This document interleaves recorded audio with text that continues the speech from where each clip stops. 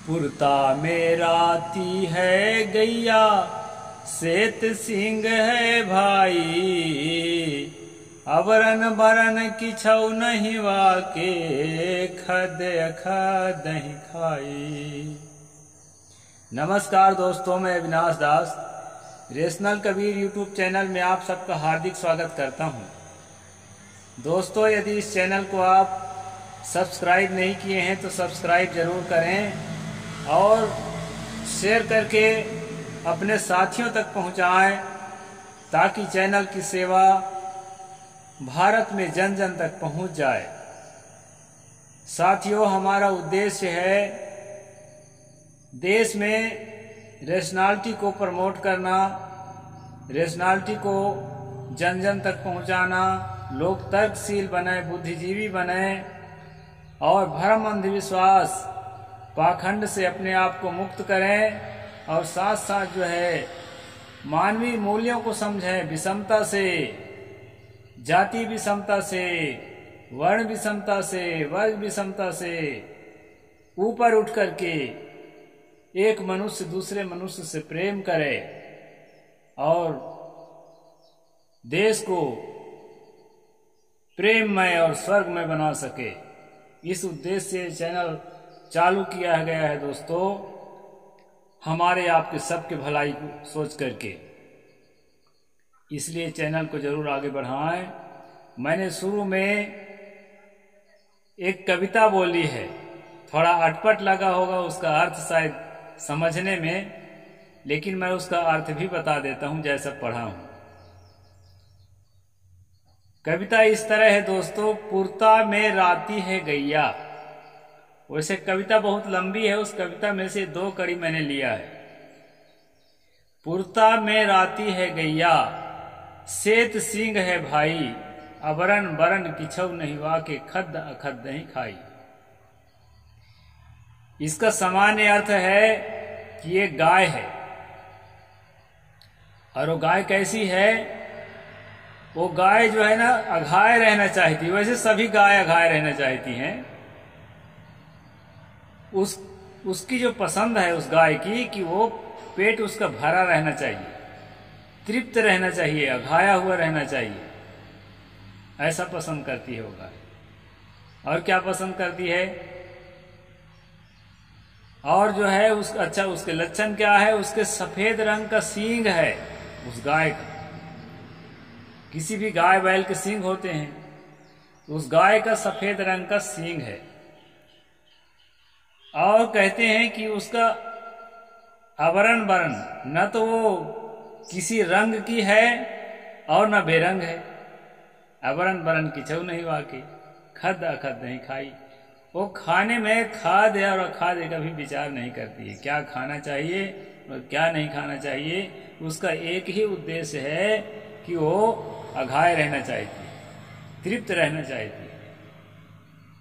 अब वो गाय कौन है? सतगुरु कबीर साहब की वाणी जो है सांकेतिक हुआ करती है। वो गाय है आपकी मनोदशा, आपकी मनोवृत्ति। हर मनुष्य का मन जो है हमेशा तृप्त रहना चाहता है, मगन रहना चाहता है, खुश रहना चाहता है, प्रसन्नता में डूबे रहना चाहता है, थोड़ी भी सैडनेस नहीं चाहता है, थोड़ी भी उदासी नहीं चाहता है, थोड़ी भी तकलीफ नहीं चाहता है। पुरता में राती है का यही मतलब है दोस्तों। और श्वेत सिंह है, मतलब श्वेत सिंह है का मतलब है कि उसके लक्षण अच्छे हैं। तथागत ने कहा है ना, कणहं धम्मं विप्पहाय सुक्कं भावेत पंडितो। धम्पद में उन्होंने कहा है कि काले धम्म को छोड़कर जो पंडित होता है, पंडित का मतलब समझदार, तथागत बुद्ध के वाणी में जहां भी पंडित शब्द आए उसको आपको समझ लेना चाहिए कि उसका अर्थ कोई ब्राह्मण जाति का या कोई जाति विशेष का अर्थ नहीं होता है। वहां पर तो पंडित और ब्राह्मण शब्द का भी तथागत बुद्ध के, मैं एक स्ट्रीम किया हूं पिछले उसमें आप देख भी सकते हैं, नंबर अभी मुझे याद नहीं है लेकिन उस पर वीडियो डाला हूं मैं। तथागत बुद्ध भी जो है ना, पंडित और ब्राह्मण शब्द जो है साधना परायण समझदार भिक्षुओं के लिए करते थे, किसी जाति के लिए नहीं करते थे।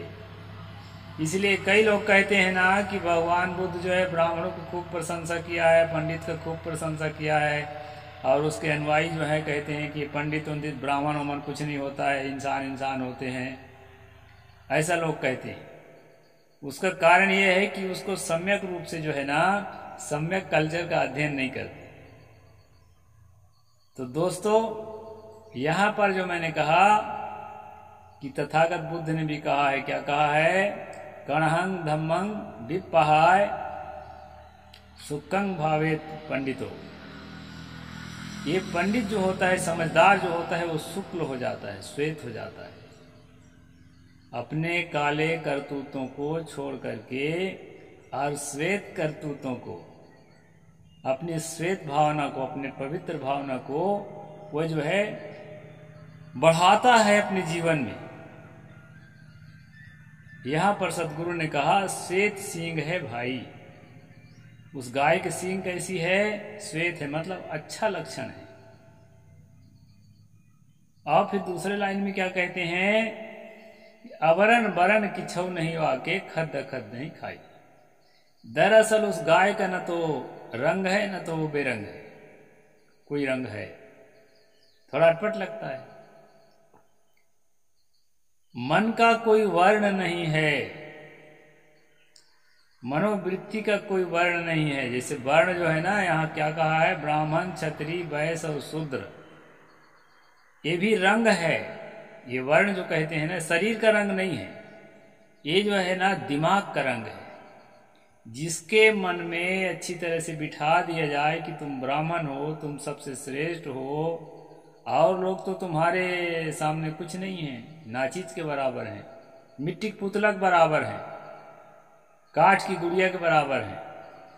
जैसा खेलना चाहो खेल सकते हो ना। परमात्मा तुम्हारे लिए खिलौना बना के दिया है। अगर उसके दिमाग में ऐसा बिठा दिया जाएगा दोस्तों, माइंड सेट कर लेगा, तो उसको लगेगा कि यही सच है। इसी तरह एक दूसरा आदमी के दिमाग में बिठा दिया, अरे मैला का टोकरी उठाना तो तुम्हारा धर्म है, इसी के लिए तुम पैदा ही हुए हो, भगवान ने इसीलिए बनाया। और इसी पवित्र कर्म को करने से तुम्हें स्वर्ग में सुख मिलेगा, भगवान तुम्हें इसका आशीर्वाद देगा, इसका पुरस्कार करेगा। काम को खराब मत समझो, ये तुम्हारे लिए ही नियुक्त है, इसी के लिए तुम नियुक्त हो। उसको जो माइंड सेट हो जाता है, उसको भी भीतर से लगने लगता है, हाँ भाई मैं ठीक कर रहा हूं, मैं इसी के लिए हूं ही। तो ये जो है दिमाग का रंग होता है, मन का रंग। मन को जिस रंग से रंग दिया जाता है, ये मन उसी रंग में रंग जाता है। सदगुरु कहते हैं कि ये मन का जो मूल रूप है ना, ये आवरण वरण किछौ नहीं वाके, उसका जो है अपना कोई रंग नहीं है। जैसे पानी का कोई रंग नहीं होता, जिस रंग के बर्तन में रखोगे, कांच के गिलास में या किसी चीज में, वो पानी उसी रंग का दिखने लगता है। और जिस आकार में ढाल दोगे, वो पानी उसी रंग में ढाल जाता है। इसी तरह आपकी मनोवृत्ति का आवरण वरण किछौ नहीं वाके। और क्या करता है ये मन? खद अखद नहीं खाई। क्या खाद्य है क्या अखाद्य है, इसका वो जो है विवेक नहीं कर पाता है। उसको जो भाए, जो प्रिय लगे, उसको अपना लेता है। मन को जो भी प्रिय लगता है, मन उसको अपना लेता है। यहां तक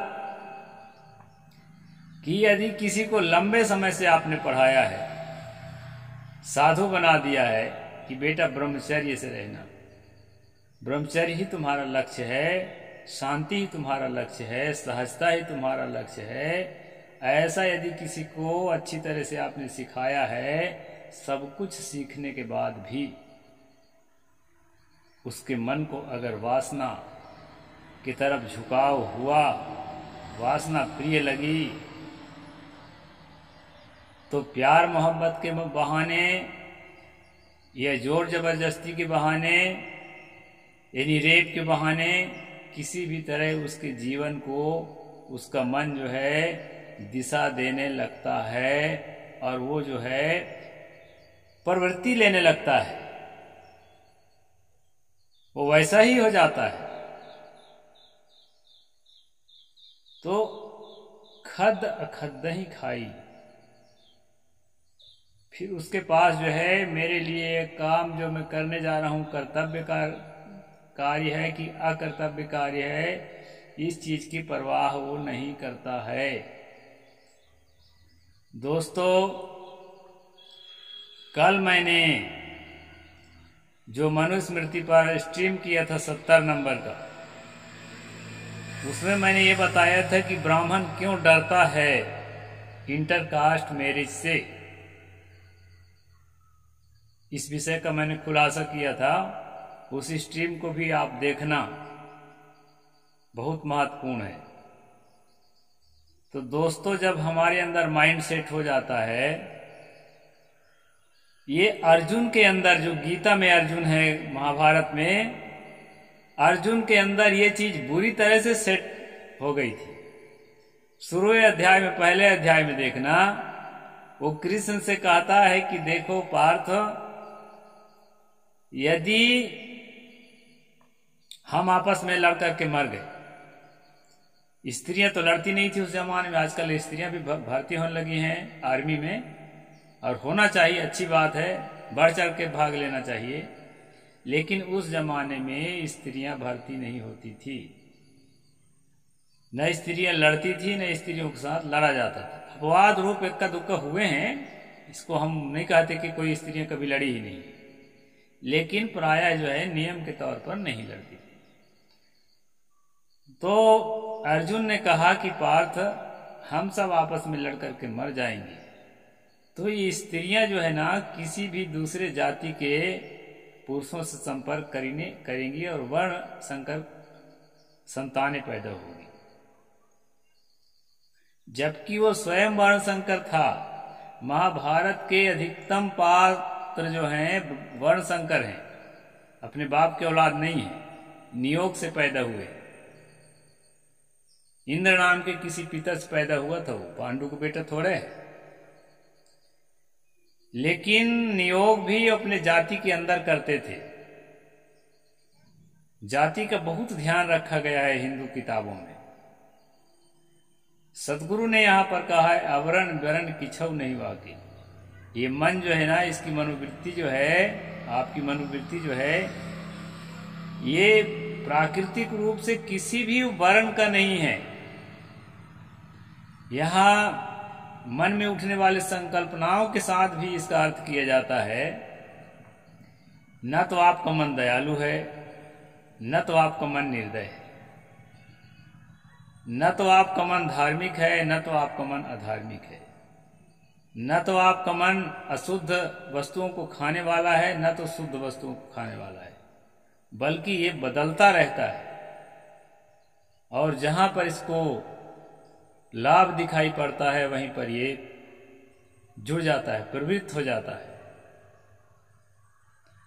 इसी प्रकार दोस्तों, मैरिज के संबंध में भी आप समझ लीजिए, आदमी का मन जाति वर्ण कुछ नहीं जानता, प्राकृतिक रूप से जाति वर्ण कुछ है ही नहीं। वासना जब प्रज्वलित होती है पुरुष के अंदर या स्त्री के अंदर, पुरुष के अंदर वासना प्रज्वलित होती है तो वह केवल स्त्री ढूंढता है, जाति नहीं ढूंढता, प्राकृतिक रूप से जाति नहीं ढूंढता। उसको बांध करके जाति में जोड़ा जाता है, उस पर दबाव डाल करके जाति में जोड़ा जाता है। स्त्री के अंदर वासना प्रज्वलित होती है तो वह भी सिर्फ पुरुष ढूंढती है, जाति नहीं ढूंढती, जाति धर्म कुछ नहीं ढूंढती। आजकल कहते हैं ना लव जिहाद है, तो ये जिहाद जिहाद बेहाद कुछ नहीं है। उस समय जो है उनके मन में वही होता है, और दोस्तों इससे कुछ तो घाटा है। विवेक विचार सुप्त हो जाता है। मैं क्या करूं, मैं क्या ना करूं, इसको व्यक्ति ठीक से निर्णय नहीं ले पाता वासना के जोर में। सतगुरु राम रहत साहेब ने बोला है, नारी रिझावे पुरुष को, पुरुष बसी सो होय, बड़ी परस्पर लाग है, जीव विकल रहे रोए। ये बात कि स्त्रियां जो है अपने हाव भाव से, अपने दृष्टिपात से, अपनी अदाओं से पुरुष को, जिस पर उसका मन आया रहता है, उस पुरुष को रिझाने का प्रयास करती है। और परिणाम क्या आता है? परिणाम ये आता है कि उल्टे वो उसी के बस में हो जाती है। चाहती थी कि इसको मैं अपने बस में कर लूं, लेकिन जो है उसी के बस में हो जाती है। ये है वासना के असली हकीकत। और बस में होके क्या करते हैं? जीव विकल रहे रोए। यह जीव जो है, यह व्यक्ति जो है, यह युवक जो है, यह युवती जो है, व्याकुल होकर के रोने लगता है, हाय मैंने क्या कर लिया। कभी कभी जैसा वो चाहता है वैसा ही जोड़ा मिल जाने से नहीं भी रोता, लेकिन वासना अंततः रुलाने का ही काम करता है। विवेक को, तर्कशीलता को, बौद्धिकता को सुलाने का ही काम करता है। इसलिए दोस्तों,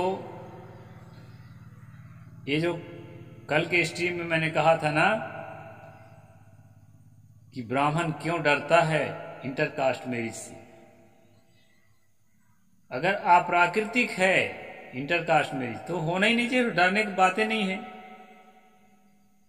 जो चीज अप्राकृतिक है, अब कोई कहे कि मैं आग की ज्वाला के अंदर पौधा लगाऊंगा, वो तो लग नहीं सकता क्योंकि प्राकृतिक है ही नहीं।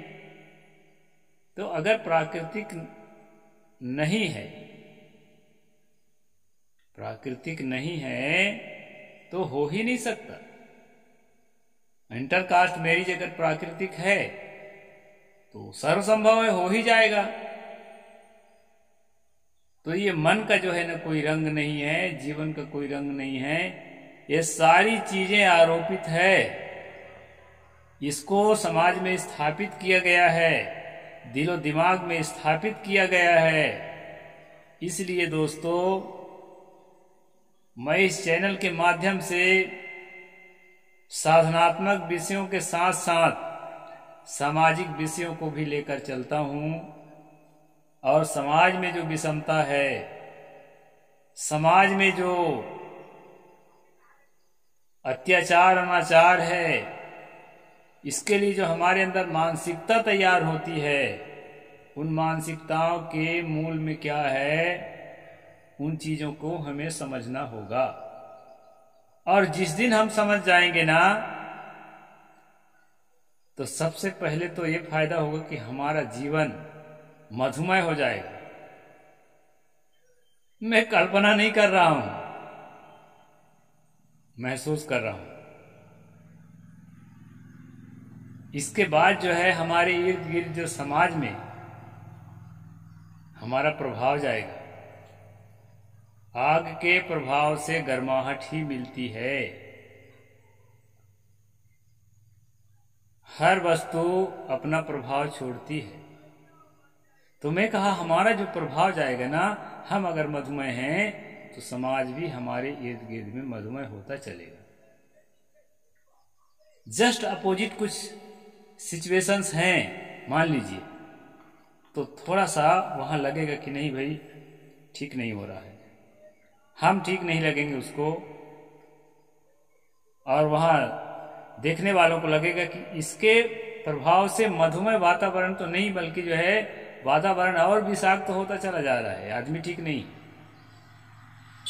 वो उनकी मानसिकता की देन होगी। ये मैं दावा नहीं कर सकता कि मैं जो कहता हूं सब मेरे आसपास के लोग उसको पूरी तरह स्वीकार ही करते चले जा रहे हैं। ऐसा होता तो पूरे भारत को हम स्वर्ग से महास्वर्ग बना दिए होते अब तक। दोस्तों, बिल्कुल भी आपको गुरेज नहीं होना चाहिए अगर गृहस्थ का जीवन जी रहे हैं तो इंटरकास्ट मैरिज करने में। आप इस अभी का जो मेरा वक्तव्य है इसको ठीक से समझने का प्रयास करिए। बिल्कुल गुरेज नहीं होना चाहिए और बल्कि जो है लोगों को प्रेरित करें। और अगर साधक हैं तो साधक को तो तथागत ने कहा है ना, वारि पोखर पत्तेव हारा गार्यो सासपो यो न लिप्पति कामेशु तमहं ब्रूमि बामणो। जिस प्रकार आरी के नोक पर सरसों के दाना रखेंगे ना तो टिकेगा नहीं, जिस प्रकार आरी के नोक पर सरसों का दाना नहीं टिकता है, जिस प्रकार कमल के पत्ते पर पानी नहीं टिकता है, उसी प्रकार वासना के जो उठान है, वासना के जो प्रज्वलन है, वासना के जो स्फुरन है, आपके अंतःकरण में नहीं टिकना चाहिए। आएगा, प्रकृति है, लेकिन अपने विवेक से, अपने विचार से उसको जो है हटाते चले, शुद्ध और पवित्र जीवन जिए। तो ये साधक के लिए भी बात है। तो मन पर मैंने चर्चा किया। सदगुरु ने कहा, पुरता में राती है गैया सेत सिंह है भाई, अबरन बरन किछव निवा के खद खत नहीं खाई। नमस्कार दोस्तों, साहेब बंदगी, जय जोहार। शेयर नहीं, सब्सक्राइब नहीं किए, सब्सक्राइब करें और शेयर करके अपने साथियों तक पहुंचाएं। बस, जय भारत।